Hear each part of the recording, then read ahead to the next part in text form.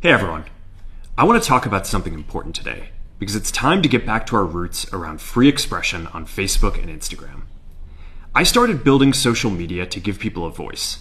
I gave a speech at Georgetown 5 years ago about the importance of protecting free expression, and I still believe this today. But a lot has happened over the last several years.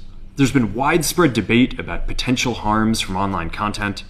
Governments and legacy media have pushed to censor more and more. A lot of this is clearly political, but there's also a lot of legitimately bad stuff out there. Drugs, terrorism, child exploitation.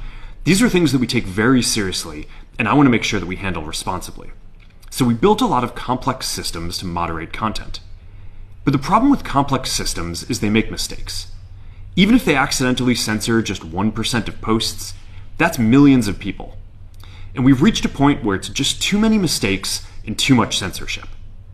The recent elections also feel like a cultural tipping point towards once again prioritizing speech. So we're going to get back to our roots and focus on reducing mistakes, simplifying our policies, and restoring free expression on our platforms. More specifically, here's what we're going to do. First, we're going to get rid of fact checkers and replace them with community notes similar to X, starting in the US. After Trump first got elected in 2016, the legacy media wrote non-stop about how misinformation was a threat to democracy. We tried in good faith to address those concerns without becoming the arbiters of truth. But the fact-checkers have just been too politically biased and have destroyed more trust than they've created, especially in the US. So over the next couple of months, we're going to phase in a more comprehensive community notes system.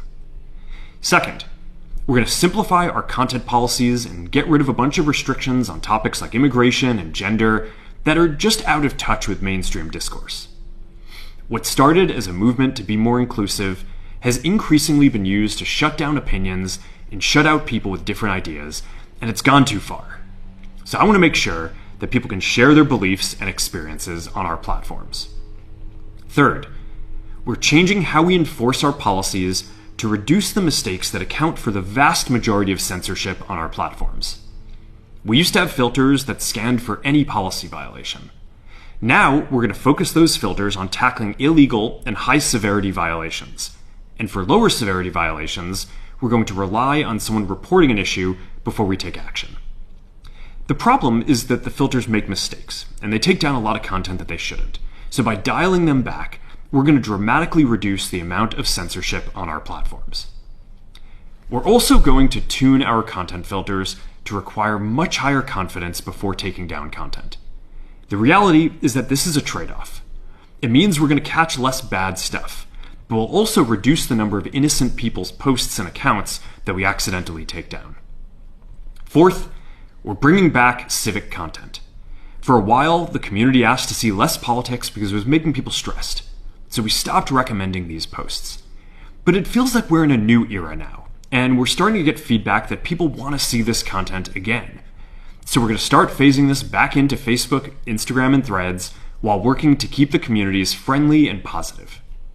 Fifth, we're going to move our trust and safety and content moderation teams out of California, and our US-based content review is going to be based in Texas.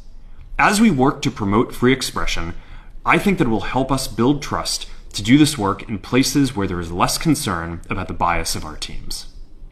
Finally, we're going to work with President Trump to push back on governments around the world that are going after American companies and pushing to censor more. The US has the strongest constitutional protections for free expression in the world. Europe has an ever-increasing number of laws institutionalizing censorship and making it difficult to build anything innovative there. Latin American countries have secret courts that can order companies to quietly take things down. China has censored our apps from even working in the country. The only way that we can push back on this global trend is with the support of the US government. And that's why it's been so difficult over the past 4 years when even the US government has pushed for censorship. By going after us and other American companies, it has emboldened other governments to go even further. But now we have the opportunity to restore free expression, and I am excited to take it. It'll take time to get this right, and these are complex systems. They're never going to be perfect. There's also a lot of illegal stuff that we still need to work very hard to remove. But the bottom line is that after years of having our content moderation work focus primarily on removing content, it is time to focus on reducing mistakes, simplifying our systems, and getting back to our roots about giving people voice. I'm looking forward to this next chapter.